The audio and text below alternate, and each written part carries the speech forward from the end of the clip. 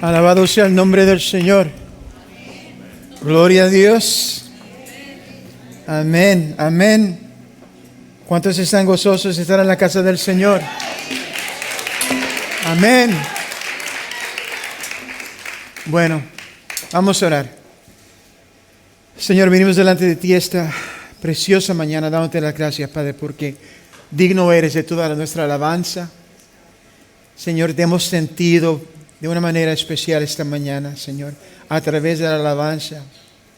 Pero ahora entramos, Señor, en tu presencia para oír tu voz claramente.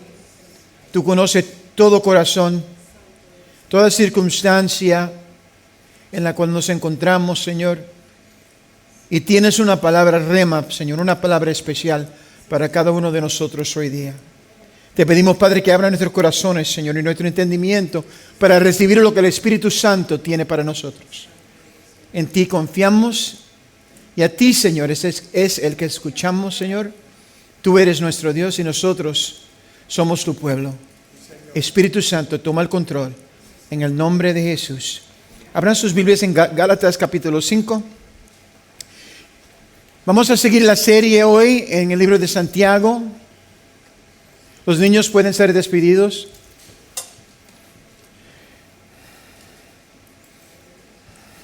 Pero vamos a llegar a Santiago a través del apóstol Pablo a los Gálatas.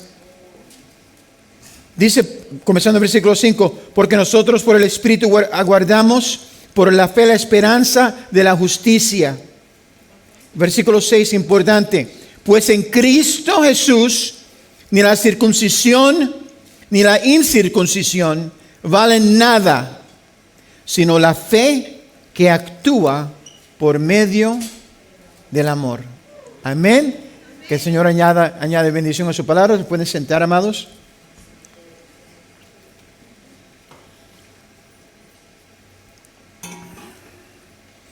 Cuando comenzamos el capítulo 1, que fue bastante amplio, ¿verdad? Había mucha carne, así es cuando habla Santiago. Cada versículo está repleto de cosas bellas, ¿verdad? De puntos que son tan importantes. Creo que en el capítulo 1, el punto que para mí era más impresionante o de más importancia era la redefinición de lo que es la fe.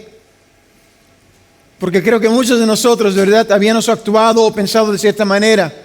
Es decir, yo tengo cierta confianza que Dios va a hacer algo que yo quiero. Y Dios sabe exactamente lo que yo quiero. Entonces yo ejerzo mi fe, ¿verdad?, creyendo que Dios me va a dar lo que yo estoy buscando, ¿verdad? Y si alguien viene y te dice, no, quizás eso no, puede que Dios tenga otra voluntad para ti. No, yo reprendo, diablo, vete de aquí, Satanás, porque esto es lo que yo creo. Entonces lo que aprendimos es que la fe no es dictarle a Dios lo que nosotros creemos, porque entonces Dios no es Dios, es un mozo, ¿verdad? Es alguien a quien nosotros vamos para que nos dé lo que queremos. Sino que la fe es, ¿verdad?, creer en Dios y confiar en Él, no importe lo que Él quiera para nosotros. Le dejamos saber lo que queremos. Amén. Porque Él nos dice, ¿verdad?, que oremos, que busquemos y que le digamos lo que queremos. Pero al fin del día, ¿verdad?, no importa lo que Él quiera para nosotros, porque sabemos que Él nos ama. Y porque nos ama, nos va a dar lo que necesitamos. No necesariamente lo que queremos, o cómo lo queremos, o cuándo lo queremos. Amén. Así que en el primer capítulo realmente discutimos y pudimos, ¿verdad?, llegar a un punto diferente quizás usted de lo que es la verdadera fe bíblica. En el segundo capítulo, Santiago no define la fe, porque eso lo hizo en el primer capítulo, pero sí nos muestra cómo es que la fe se puede probar. ¿Cómo es si sabemos que verdaderamente es fe bíblica? Número 1 es la definición. Número 2 es cómo es que podemos probar la fe. Comienza el capítulo alentando a los judíos creyentes, como también en Gálatas también, cuando él habló eso de la circuncisión y la falta de circuncisión, el apóstol Pablo también le estaba hablando a los judíos. Pero aquí Santiago nos dice le dice a los creyentes que deben de permanecer firmes o aferrarse a la libertad que Cristo ha proporcionado y a no dejarse enredar o esclavizar una vez más, porque eran esclavos de eso como judíos, al considerar la ley como un fin en sí mismo, en lugar de como un medio para un fin, el fin siendo una justicia, de acuerdo a la palabra de Dios, obtenida únicamente por una fe bíblica en Cristo. Una fe que no se limita a una comprensión intelectual de un misterio teológico, sino una fe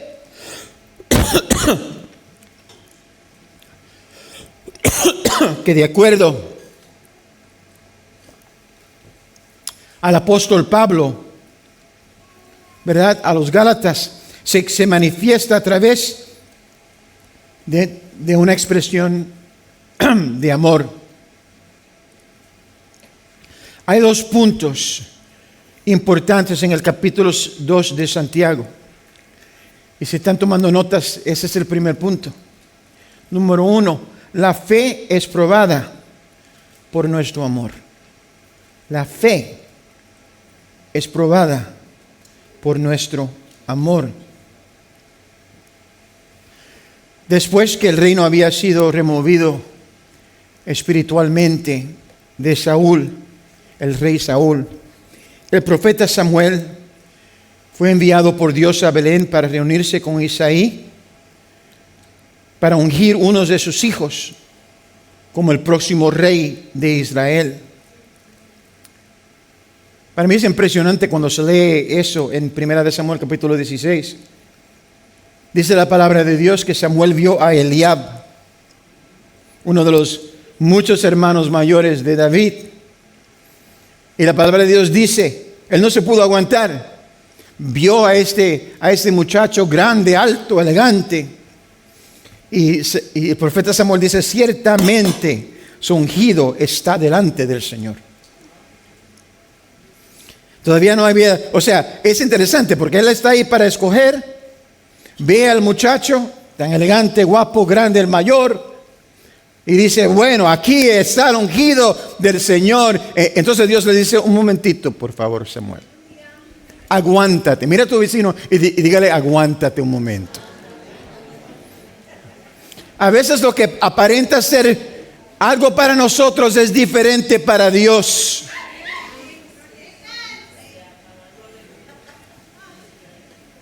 Y era clara la situación, diciéndole algo a lo que todos realmente debemos prestar atención.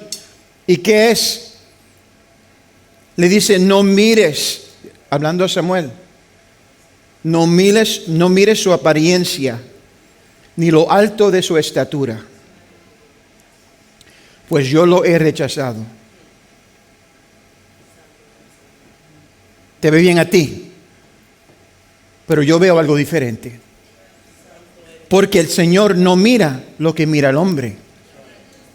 El hombre mira lo que está delante de sus ojos, pero el Señor mira el corazón. Es decir, Eliab tenía todo por fuera, lo que se necesitaba, lo que quizás querrían, ¿verdad?, ellos de un rey, una persona alta, una persona guapa, pero con un corazón feo ante Dios. Ese es un punto sumamente importante, amados. Dios no mira la situación, no te mira a ti, no mira nada como los hombres los miran. Eso es decir, verdaderamente mucho en pocas palabras.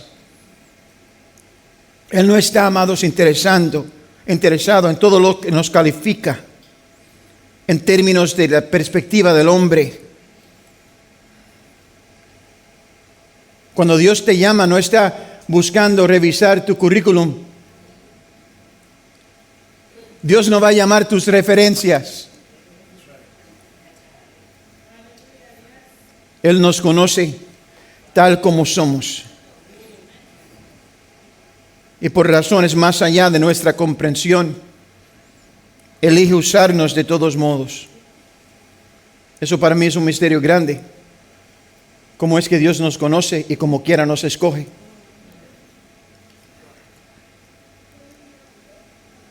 Eso es gracia, mi amigo. Favor inmerecida. Favor inmerecida. Santiago en el 2 capítulo refuerza esta lección al reprender la práctica del favoritismo dentro del contexto de la iglesia y el ministerio. Así es como la gente en conversa hace su negocio, donde lo que sabes normalmente no es tan importante como a quien conoces. El único quien que importa para el siervo de Dios es si conoces y tienes como íntimo amigo una persona llamada Jesucristo. Interesantemente puedes saberlo todo, pero si no lo conoces verdaderamente a Él. Y la palabra va más allá de conocer, porque lo tenemos que conocer en la gloria de su resurrección, pero también a través de la tribulación, a través de su sufrimiento.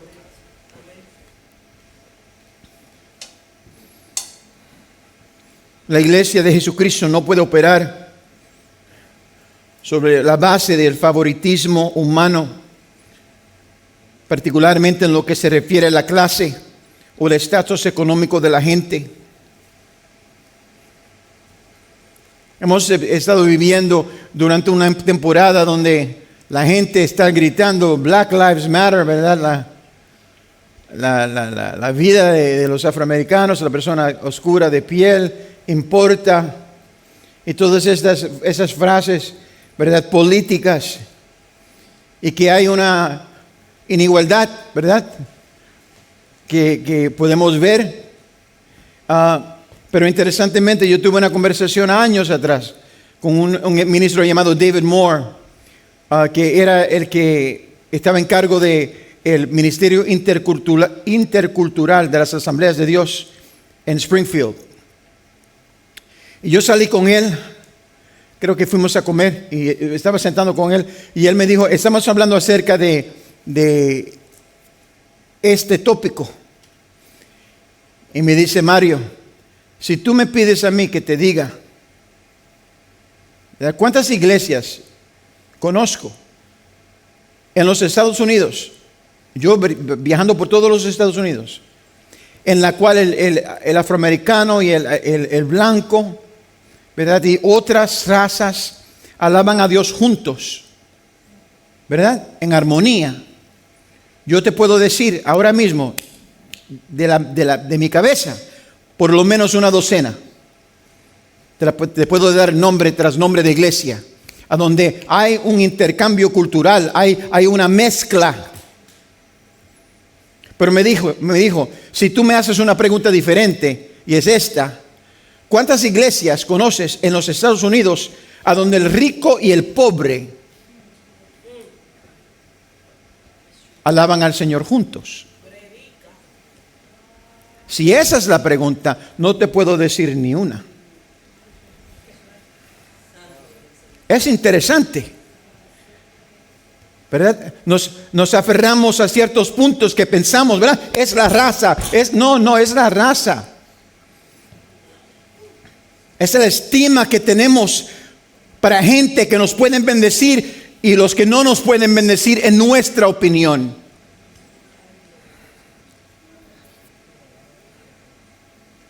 Santiago lo dice de esa manera: hermanos míos, la fe que tienen, usa la palabra poseer, reclamar la propiedad o practicar, se puede decir en hebreo. La fe que tiene en nuestro glorioso Señor Jesucristo no debe dar lugar al favoritismo.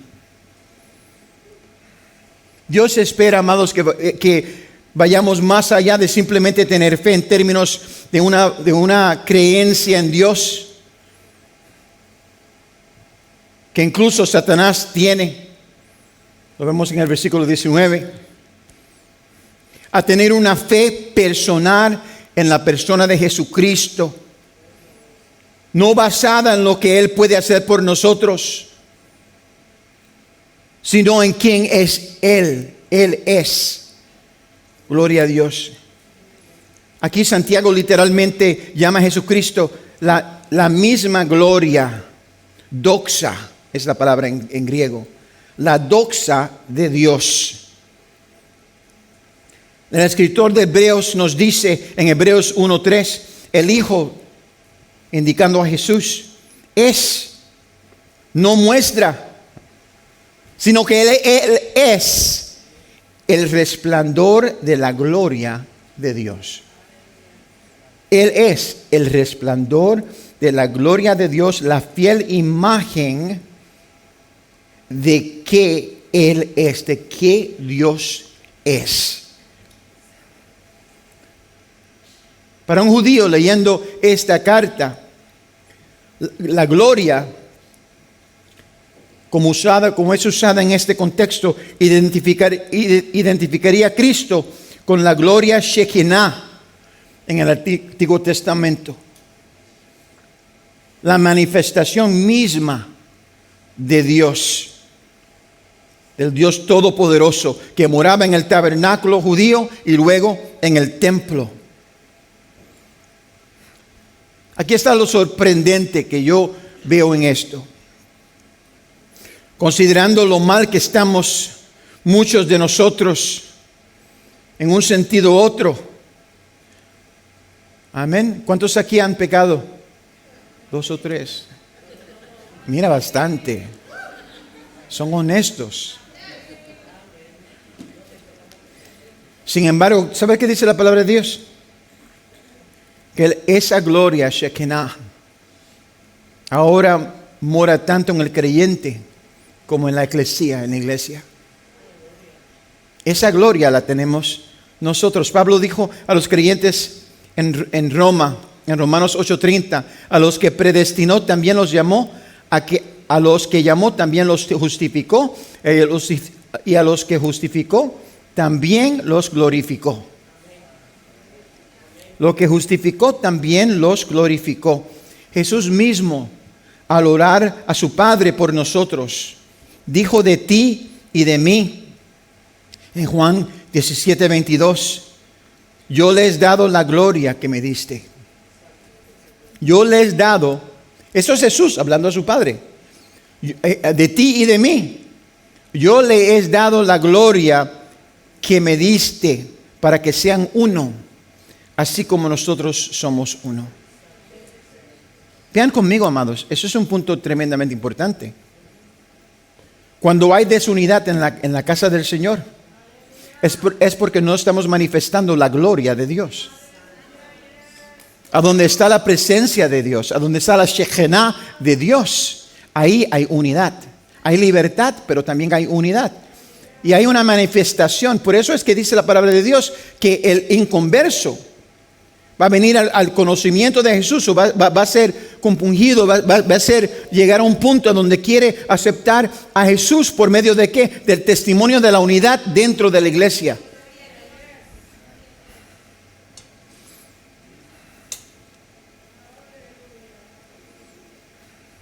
Él nos dio, no es que nos va a dar.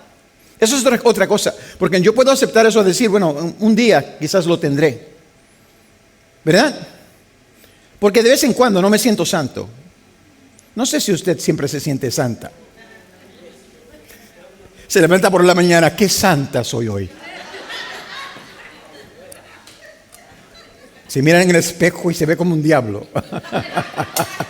Especialmente antes del maquillaje. Gloria a Dios.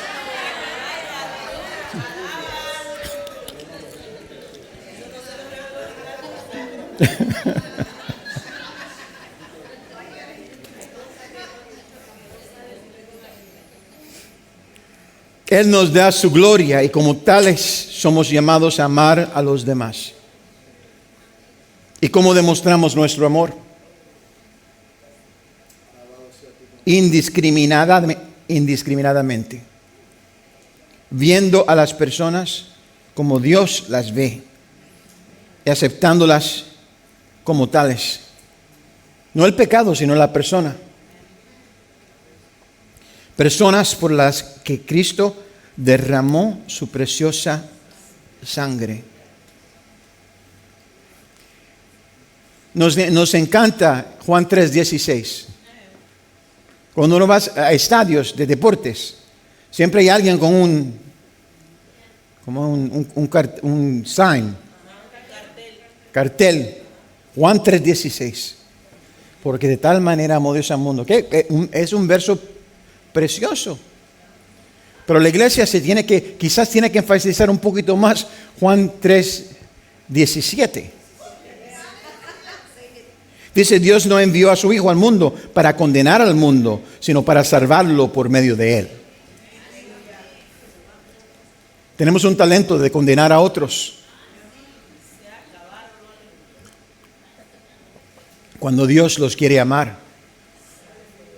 Les quiere decir, ya son condenados, pero no tienen que quedarse así. Si vienen, ¿verdad?, a Jesús y lo aceptan como su único Señor y Salvador.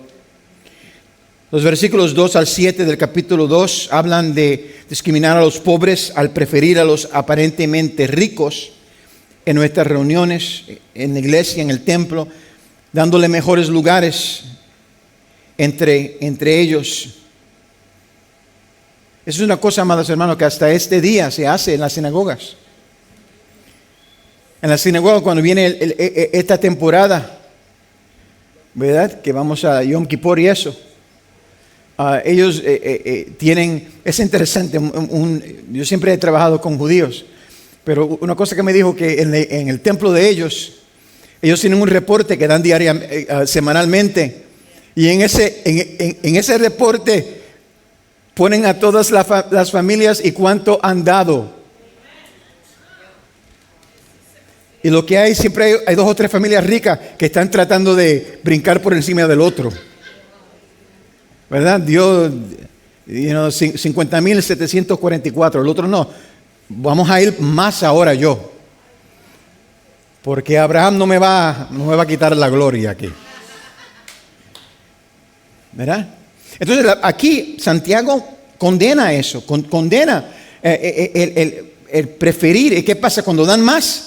Cuando viene el tiempo de Yom Kippur, le dan los mejores asientos en la sinagoga. Se sabe que la familia Cohen o lo que sea es la que se va a sentar en los primeros bancos, porque son los que, ¿verdad?, apoyan más a la sinagoga.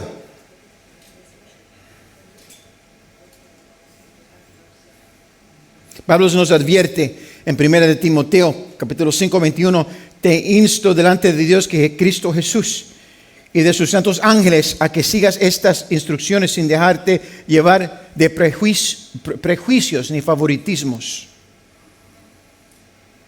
La Biblia nos dice en Romanos 2:11, porque con Dios no hay favoritismos. Entonces necesitamos seguir el ejemplo de Dios. Jesús mismo se hizo pobre para que pudiéramos ser ricos en Él. En su carta a los Corintios, el apóstol Pablo nos dice, en 2 de Corintios capítulo 8, versículo 9, ya conocen la gracia de nuestro Señor Jesucristo, que aunque era rico, por causa de ustedes se hizo pobre, para que mediante su pobreza ustedes llegarán a ser ricos. Santiago dice que cuando favorecemos a los ricos sobre los pobres, nos mostramos como personas movidas por malos pensamientos. Versículo 4 de Santiago 2 dice, ¿acaso no hacen discriminación entre ustedes juzgando con malas intenciones? Jesús mismo nos enseñó que ciertos judíos amaban los lugares de honor. En el Evangelio de Lucas lo leemos. Y la admiración de los grandes hombres, Mateo capítulo 23. Tristemente, eso es parte de nuestra naturaleza humana, nuestra naturaleza caída. Santiago luego pasa a recordar a quién es exactamente a quien Dios elige. Y eso se ve en el versículo 5. Dice, escuchen mis queridos hermanos, ¿no ha escogido Dios a los que son pobres según el mundo, para que sean ricos en la fe y hereden el reino que prometió a quienes lo aman? Él elige a quien lo ama.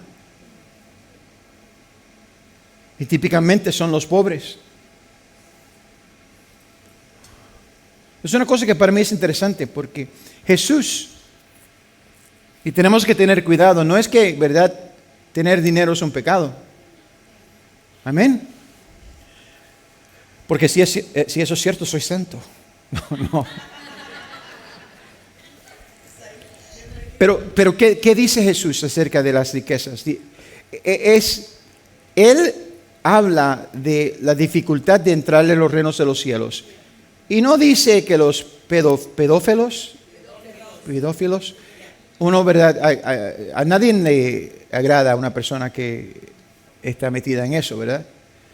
Y pensaron, si alguien va para el infierno, quizás es una persona que... Pero Jesús no dice que ellos son los que van al infierno, o que va a ser muy difícil para ellos entrar al reino de los cielos. Dice que los ricos, a ellos les será difícil, muy difícil.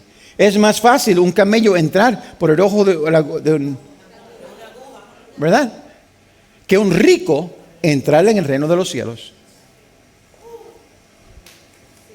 Porque el rico cree que lo tiene todo y no necesita a Jesús. El pobre no tiene nada, pero si tiene Cristo es completamente rico.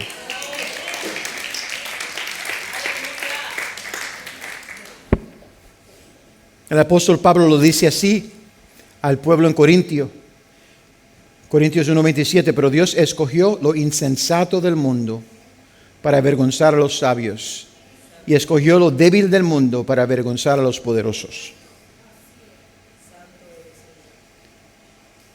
Ese es el punto que Santiago está tratando de hacer. Él nos anima a guardar una ley específica en las Escrituras, en los versículos 8 y 9, juxtaponiéndola a cuando practicamos la discriminación.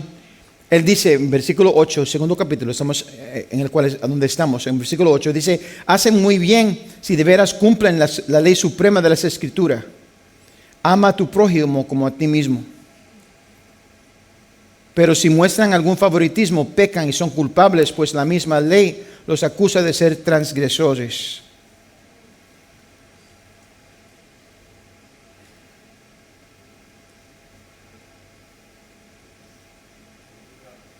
Él resume, ¿verdad?, lo que está diciéndonos que nuestra fe necesita ser respaldada por nuestro amor.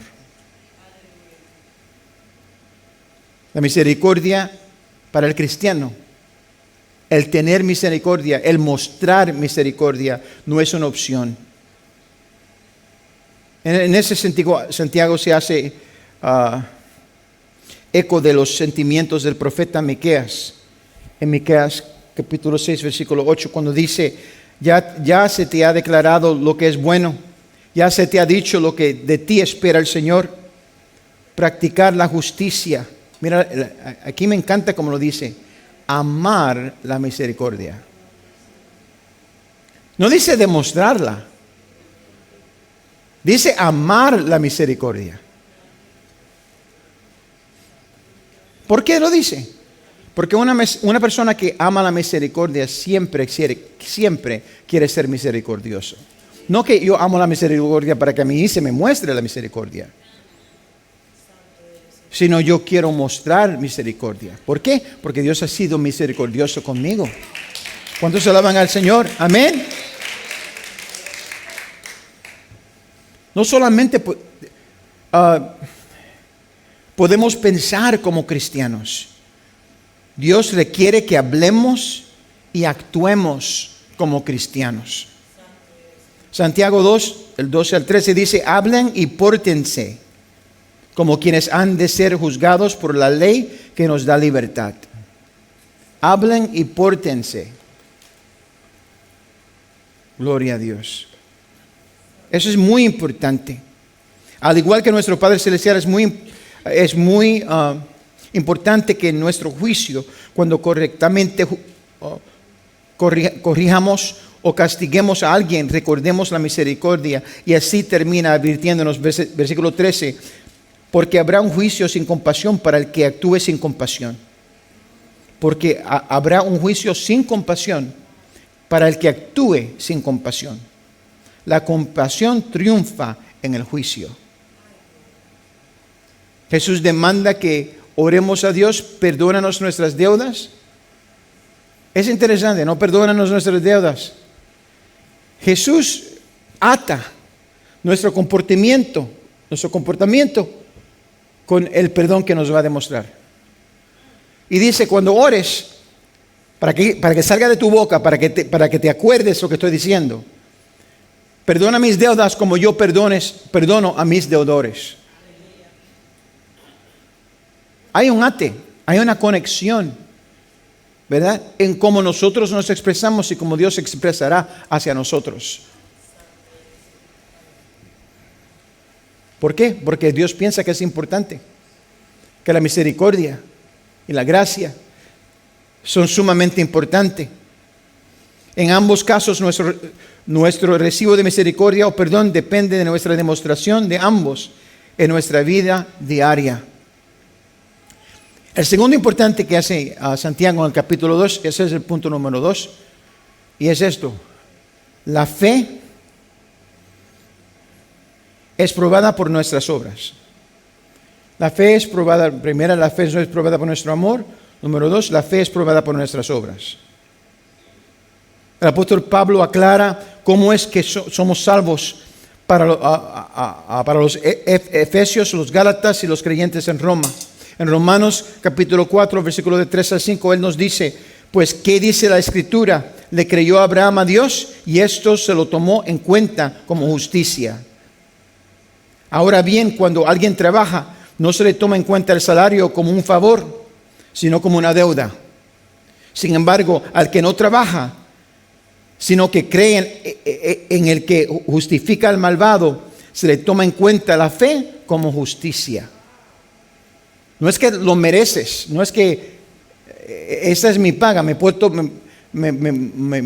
bien, entonces Dios me tiene que dar esto o lo otro. Eso es un problema que muchos de nosotros tenemos. Y lo negamos. Pastor, yo no soy así. Yo no soy así, pastor. ¿Cómo tú puedes decir eso? Pero ¿cuántos de nosotros, al pedirle a Dios algo, no le decimos, Señor, yo te he sido fiel? ¿Por qué no me está dando tal y tal? ¿Qué es la diferencia? ¿Qué es la diferencia? No, yo no lo hago, lo estás haciendo eso. Porque te portaste, es como un niño que se porta mal, entonces un día se porta bien y quiere que le dé lo que lo prometiste. Si te portas bien, te voy a dar esto, te voy a dar mantecado. Se porta terrible, pero se recuerda, wow, tengo que estar en casa. Déjame portarme bien por 5 minutos para ver si mami me da el mantecado. Gloria a Dios. Así somos nosotros con Dios. Como si Dios es un zángano, o sea, que Dios no está. Déjame darte. Ay, Señor, reprenda al diablo. Gloria a Dios. En este capítulo, amados, Santiago no está enfatizando cómo somos salvos. Está señalando cómo una persona salva puede mostrar a los demás que de hecho es salva. Las personas no necesitan creer que somos salvos si no pueden ver un cambio en nuestras vidas. Como pecadores somos salvos solo por la fe, sin tener nada que ver con nuestras obras. Pablo lo establece en Efesios capítulo 2, el más famoso, ¿verdad? Capítulo 2, versículo 8 al 9, dice, porque por gracia ustedes han sido salvos mediante la fe. esto no procede de ustedes, sino que es el regalo de Dios. No por obras, para que nadie se jacte. No por obras para que nadie se jacte. Sin embargo, esta fe salvadora necesariamente debe conducir a obras. Como podemos ver en el próximo versículo, en el versículo 10. Dice, comienza porque por gracia ustedes han sido salvados mediante la fe. Eso no procede de ustedes, sino que es regalo de Dios, no por obras para que nadie se jacte. Entonces continúa, porque somos hechura de Dios, creados en Cristo Jesús para buenas obras. Mira a su vecino y hágale la pregunta, ¿para qué Dios te creó a ti?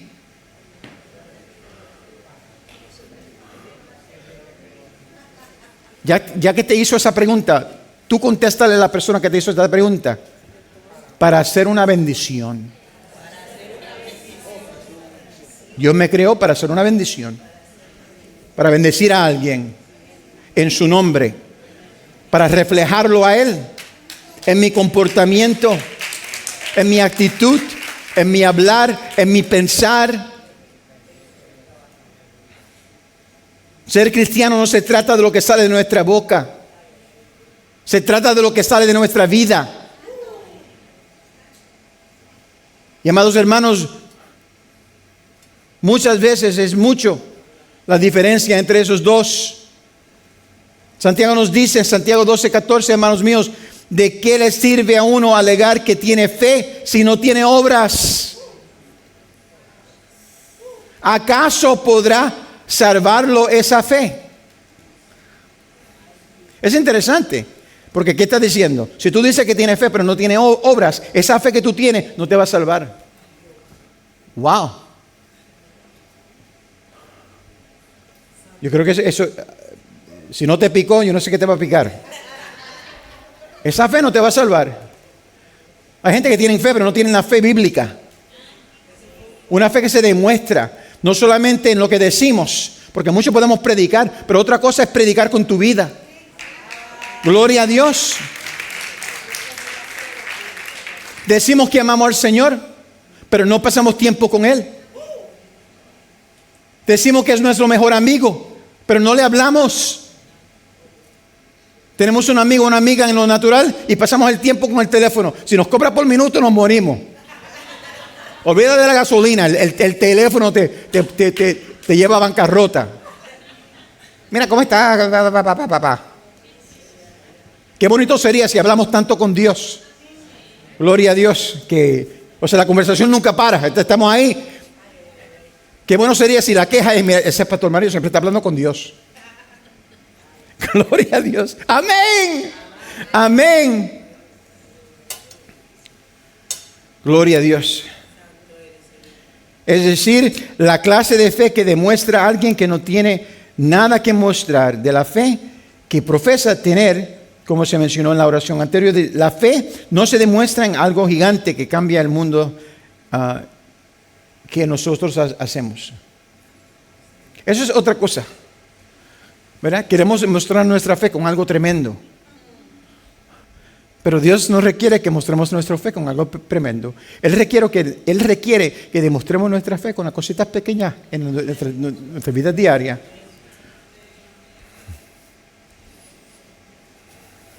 O sea, vivir vidas de fe. Una vida que es conforme a la voluntad de Dios. Una vida que demuestra la fe de la cual aprendimos la última vez que enseñé. Que estamos satisfechos. Estamos pasando por pruebas. Les hemos dicho a Dios lo que queremos. Amén. Él no es un misterio a Dios lo que queremos. Pero como quiera, Señor, hágase tu voluntad. Yo estoy contento. Yo estoy requete contento. Gloria a Dios. Si tu voluntad se hace en mi vida. Tú sabes lo que yo quiero. Pero si tú tienes algo mejor para mí, lo recibo en el nombre de Jesús.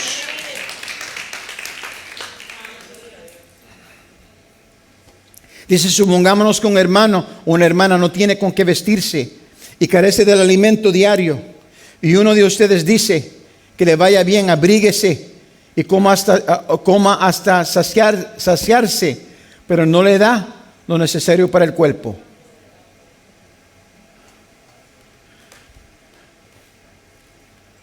Hermano, tengo hambre, no he comido por 3 días. Bueno, hermano, voy a orar por ti. Vamos a orar. De vez en cuando, no tenemos que orar, lo que tenemos que botarle es una pizza en el nombre de Jesús. Amén. Vamos a orar. Gloria a Dios. Estos versículos deben ser examinados a la luz de 1 de Juan capítulo 3, versículos 16 al 18. O sea, estos versículos en Santiago se tienen que analizar, ¿verdad? Con el 1 de Juan 3, 16, que dice que en esto conocemos lo que es el amor. En esto conocemos lo que es el amor. En que Jesucristo entregó a su vida por nosotros. Así también nosotros debemos entregar la vida por nuestros hermanos. Si alguien que posee bienes materiales ve a su hermano que está pasando por necesidad y no tiene compasión de él, ¿cómo se puede decir que el amor de Dios habita en él? Viendo la necesidad y no hace nada. Queridos hijos, no amemos de palabra ni de labios para afuera, sino con hechos y de verdad. Con lo que hacemos y de verdad. Si la fe que profesamos tener no conduce a un cambio en nuestro estilo de vida, que incluye acciones amorosas o basadas en amor y desinteresadas a favor de los demás, eso es lo que dice Santiago, versículo 17. Así también la fe por sí sola, si no tiene obras, es muerta. La fe que no tiene obra es muerta. Santiago luego desafía a los lectores, tú y yo, en el versículo 18. Sin embargo, alguien dirá, tú tienes fe y yo tengo obras. Pues bien, muéstrame tu fe sin las obras. Muéstrame tu fe. Es una pregunta retórica. ¿Por qué? Porque es una imposibilidad. Poder demostrar nuestra fe sin usar obras para poder enseñar. Mira, eso es la cosa. Y aquí Santiago nos da 2 ejemplos. Por si acaso no lo entendemos. ¿Cómo es que la fe y la obra se atan así? Número 1, Abraham. Mucha gente se cree que Abraham era judío. El pueblo de Israel no estaba en existencia todavía. Abraham era un pagano, sirviendo a Dios es la luna y y oyó la voz de Dios. Y escuchó, le dijo, vete de tu familia. Y se fue. ¿Por qué? Teniendo fe que Dios le estaba hablando. Y Dios le dice que él no podía tener hijos y su esposa ya era, olvídate, no es su 40, estaba bien, la fuente, amado hermano, estaba seca. Es más, Dios le está hablando a Abraham. Y Sara oye la conversación y se pone a reír. Carcajadas. Y Dios, ríete. Tiene 90 años y está embarazada ahí. Era una viejita con una. Él creyó a Dios. ¿Verdad? Él creyó a Dios. Pero ahí no se quedó. Luego Dios le dice, tus descendientes va a ser como la arena del mar. Qué bueno cuando Dios nos da una bendición así. ¿Verdad? Señor, ahí está mi cuenta bancaria. Gloria a Dios, llénala. Aleluya. Voy a bendecir, voy a multiplicar. Multiplica, multiplica.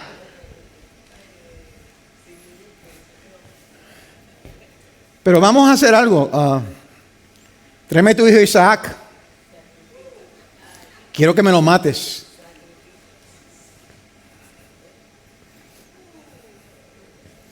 Ahí se sabe quién es el que tiene fe.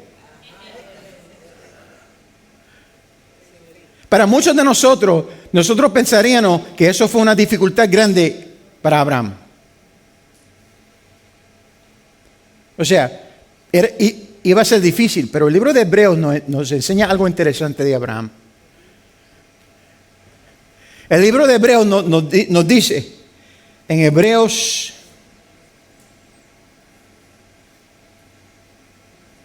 11, del 17 al 19, nos dice que la fe de Abraham era esto, que si él tenía que matar a su hijo, Dios lo iba a resucitar.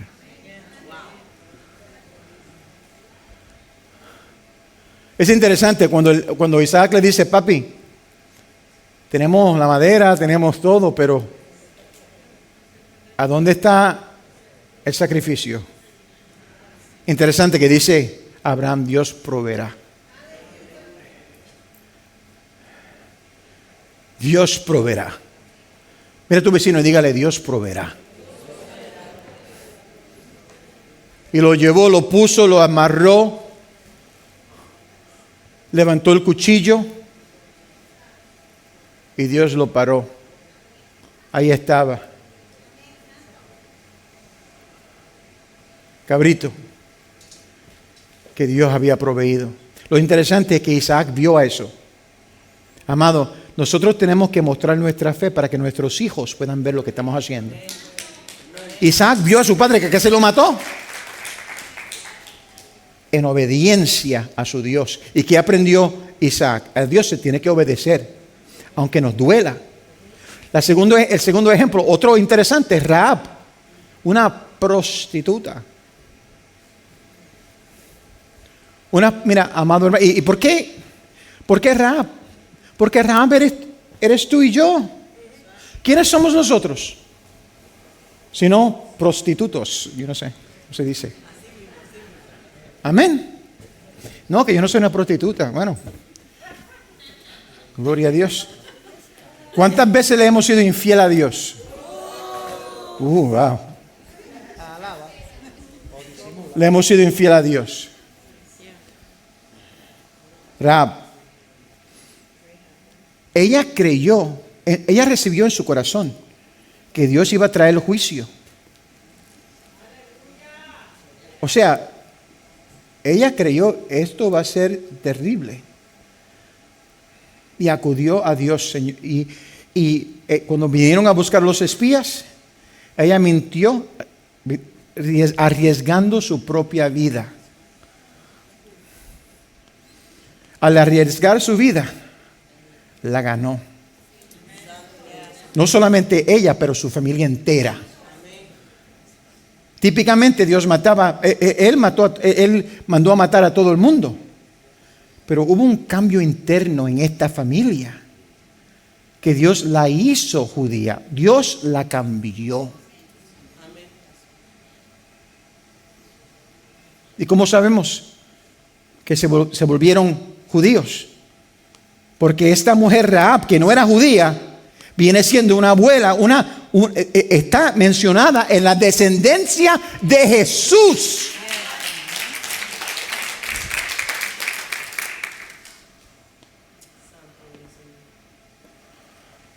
¿Qué cosa? Se muestra a través de nuestro comportamiento.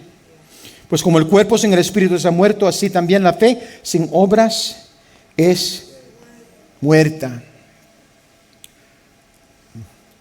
El hijo espiritual de Pablo lo dijo perfectamente en Tito 1:16, hablando de muchos, desgraciadamente como nosotros.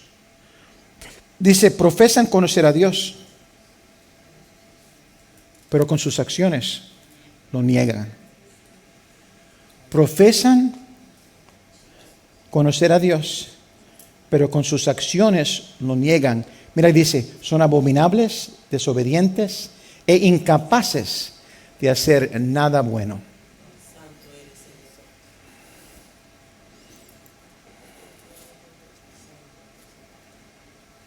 Con eso en mente, Pablo le pregunta a la iglesia de Corintio, como a usted y como a mí, esta mañana, por extensión. Segunda de Corintios 13:5. Examínense para ver si están en la fe. Pruébense a sí mismos. No se dan cuenta de que Cristo Jesús está en ustedes a menos que fracasen en la prueba. ¿Qué dice Pablo? Examínense para ver si están en la fe. Pruébense a sí mismos.